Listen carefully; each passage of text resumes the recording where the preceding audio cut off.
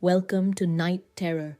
Today we dive into one of India's most notorious and prolonged murder investigations, the Sister Abhaya case, March 27, 1992, St. Pius VI's convent in Kottayam, Kerala.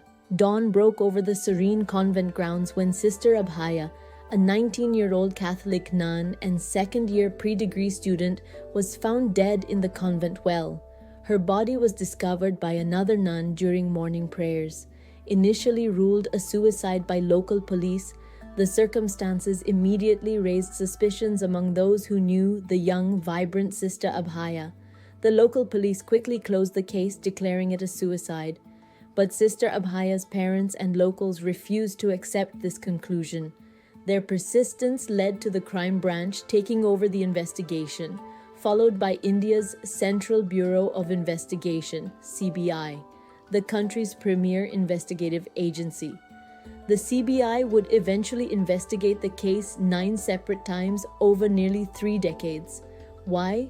Because evidence kept disappearing, witnesses changed statements, and political pressure mounted from all directions.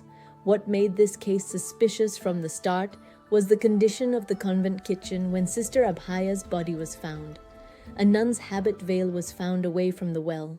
The kitchen showed signs of disturbance: a refrigerator door ajar, water on the floor, slippers arranged neatly but in different positions than Sister Abhaya would normally place them. The autopsy revealed injuries inconsistent with suicide. There were head wounds that appeared to be from a weapon, not from hitting the sides of the well, and most damning, the nun's body showed signs of a struggle. Perhaps the most disturbing aspect of this case was the apparent institutional cover-up. The initial post-mortem report went missing. Crucial evidence, including Sister Abhaya's diary, disappeared. The nun's internal organs, sent for chemical examination, were improperly preserved, making further tests impossible. A narco-analysis test was conducted on suspects years later, revealing shocking details that would eventually become central to the prosecution's case. After years of investigation, the CBI narrowed down on 3 suspects: Father Thomas Couture, Father Jose Putrukayil, and Sister Sefi, all from the Catholic establishment. The prosecution's theory was chilling.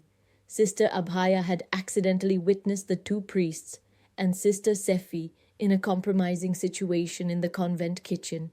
Fearing exposure and scandal, they allegedly struck her with an axe handle and disposed of her body in the well. It wasn't until 2008, 16 years after the murder, that the 3 suspects were arrested. Father Putrukayil was later discharged due to lack of evidence, but the trial against Father Couture and Sister Sefi proceeded. The case faced numerous delays. Witnesses turned hostile. Evidence was contested. The entire judicial process stretched painfully over decades as the Catholic Church stood firmly behind the accused. Finally, in December 2020, 28 years after Sister Abhaya's death, the CBI Special Court in Thiruvananthapuram delivered its verdict. Father Thomas Couture and Sister Sefi were found guilty of murder and destroying evidence. Both were sentenced to life imprisonment.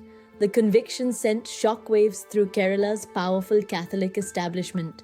Many celebrated it as justice finally served, while others claimed it was a miscarriage of justice based on circumstantial evidence. The case remains controversial, appeals are ongoing, and many questions still linger about the institutional forces that worked so hard to obstruct justice for nearly 3 decades. Sister Abhaya was just 19 years old when her life was cut short. Her case stands as a testament to the persistence required when power and religious institutions close ranks against the search for truth. This has been Unsolved Mysteries. Join us next week for another case that continues to perplex investigators around the world. I promise multiple videos every week. Please like, share, subscribe, and hit the bell icon for more videos. Stay safe, love yourself.